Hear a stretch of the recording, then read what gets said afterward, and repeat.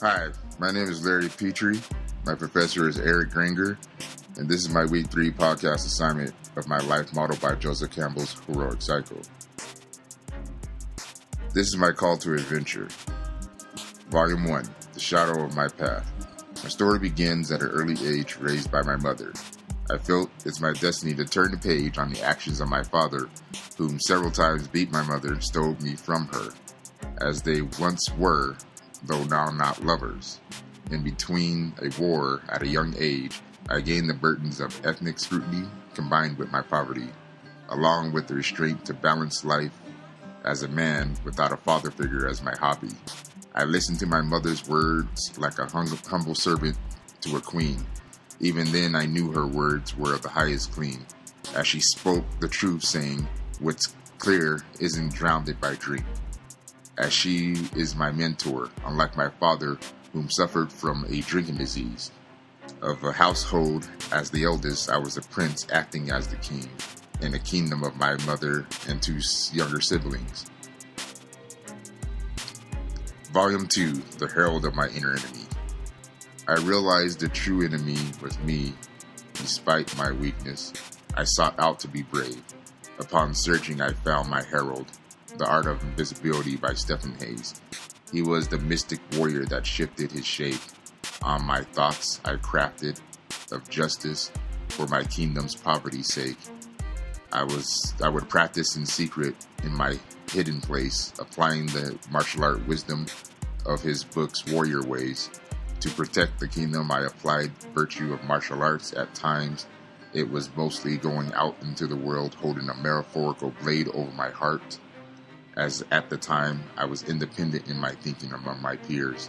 I kept to myself, although there lies within my weakness reveres, though my secrets remain sacred. Volume 3, The Road of Trials. I Protect My Kingdom.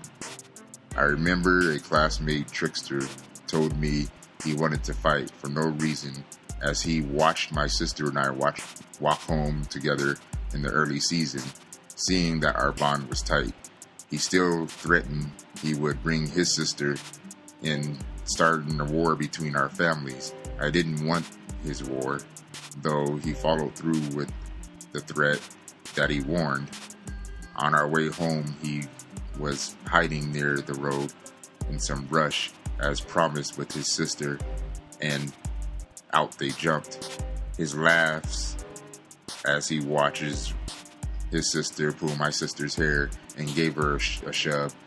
My blood seemed to warm, and somehow I found the strength to overcome, shoving him to the ground. I grabbed my sister's arm as we ran the rest of the way home, finding out later they did not follow. I felt an empowerment as if I was hollow of fear. For the first time, to execute my duty was clear. Many martial arts instructors and training dojos later, I learned the value of my art and the fruits of its labor. And during this time that Bruce Lee was the face of my mystic shapeshifter, I used the wisdom of my tongue like a sharpened sword to avoid confrontation from the local warlords. I sought improvement through my father's rubric to beat his best score, graduate from college, and fight in the war to be honest and have humble courage that's constant. While attending my studies to achieve my goals, my father's failed to explore. My roommate had long before met my mother queen. Although he knew the grace of light I held her in, he fit his tongue to curse her good name, all in the effort to impress the lustful looseness of a lady he just met. I dropped my work and took a stand for my kingdom. That's about all the talk I want to hear about my mom, man. To him, I was out of character, so he answered with a blow to the temple, enraged as I stood without budging. As to him, a knockout was always simple. This is where I learned to wield a mighty blow. I must first learn to take one. And when it comes to confrontation, never be afraid to face them. I also learned to always love my enemy, as I might be seeing a quality in them that I despise in me.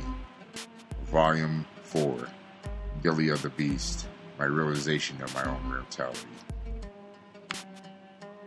Wrapped in an attitude of independence, I felt the need to compose creative art along my quest. In doing so, taking a big risk of, at the time, freestyle hip-hop battles could be a relief or stress.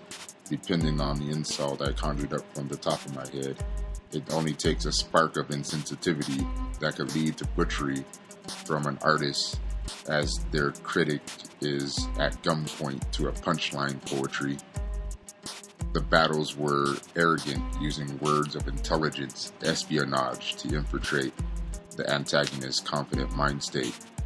Moment to moment, only fates could decide if your words were worth your life, as if written on your hide in a hunting game.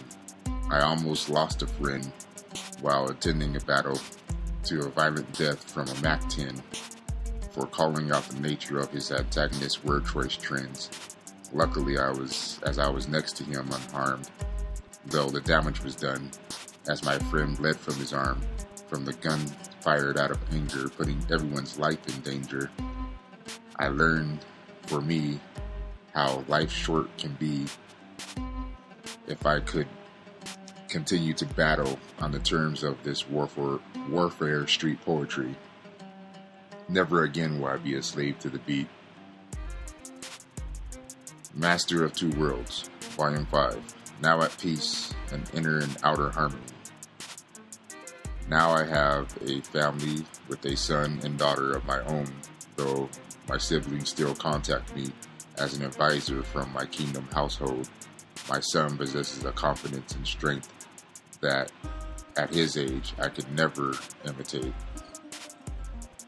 Currently going to college, on my way to my goals. Recently, I was offered a chance to perform at a hip-hop battle that I chose to ignore, as that life I now have outgrown, though I often write rhyme.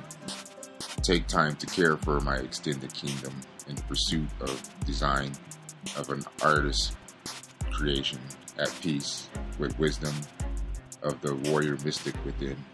I have yet to bring back the goods to my kingdom, although I sent them telegraphs of my journey to feed them. Life lending me fate too late in the season, although I realize that everything happens in its own time and with reason.